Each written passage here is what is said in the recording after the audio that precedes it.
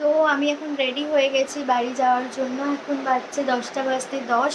আমার ট্রেন হচ্ছে 10টা 5-এ। এখান থেকে স্টেশন খুব কাছে, তো সেই জন্য এবার বেরিয়ে যাব। হাতে 10 মিনিট 15 মিনিট থাকলেই সেটা এনাফ।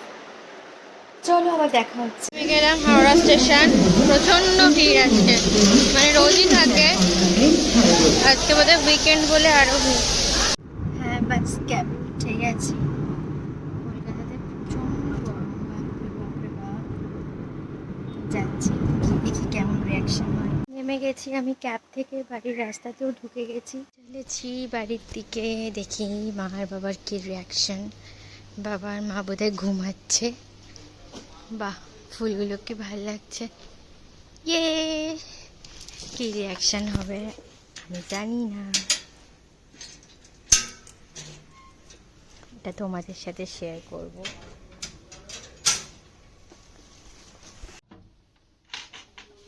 মা, বলিসনি তো? সারপ্রাইজ দিয়েছি তোমাকে। কি খাবি এখন? হ্যাঁ, কি খাবি? তোমার ফার্স্ট এটাই চিন্তা, কি খাবি? একবার জিজ্ঞেস করলে না, তুই এসছিস একা। এখনো দেখছি তোকে। আমাকে দেখছো? আমি তোমাকে দেখছি। কি অবস্থা! আরে মা, তুমি খুশি হওনি? কি খাবি এখন? হ্যাঁ, তুমি রান্না করবে। আসার সাথে সাথে মা আমাকে মাজা দিয়েছে। অবাক হয়ে গেছে, ভূত দেখার মতো, কিন্তু খুব খুশি হয়েছে। আর ফার্স্ট চিন্তা মার হচ্ছে, কি খাবি তুই? জানে তো এক্ষুনি মনের মতো খাবার না হলে চেঁচাবো, এদিকে বলে আসিনি। এখন আমার জন্য মাছের পেটি ফ্রাই করছে, আমি মাছের পেটি ভাজা তেল দিয়ে ভাত খাবো। কে আমার ফেভারিট। কত বড় একটা লাউ হয়েছে, গাছের লাউ। আগের বার বাড়ি এসে ব্লগে তোমাদের দেখিয়েছিলাম মাচাটা লাউয়ের, লাউ গাছের। এবারে লাউটা এসে দেখলাম লাউ হয়েছে। বাপ রে বাপ, বাড়ির গাছের জিনিসের একটা আলাদাই মজা। চিকেন বানাবে, কি মজা। মাছের আছে কি আছে মেনুতে? চিকেন আর ভাত। হ্যাঁ, চিকেনের এটা কি ড্রামস্টিক। এখন চিকেনগুলোকে একটু কেটে নিচ্ছে। গ্যাসটা অফ করে দে, একটু পরে জ্বালাচ্ছি। ওকে, আমি সরে যাচ্ছি, তুমি দাও। এলাম, মার মাংস কতটা কষেছে তোমাদের সাথে একটু শেয়ার করি। স্মেলটা তো দারুণ এসছে।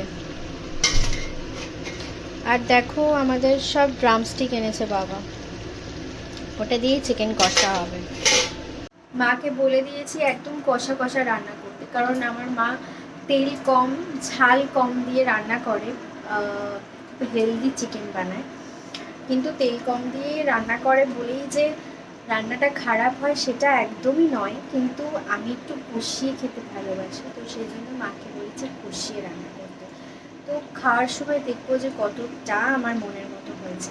কালকে রাতে আর ব্লগটা এন্ড করা হয়নি, তোমার চিকেনটা দিয়ে ভাত খাইয়ে দিয়েছিল। চিকেনটা সত্যি খুব সুন্দর হয়েছিল খেতে।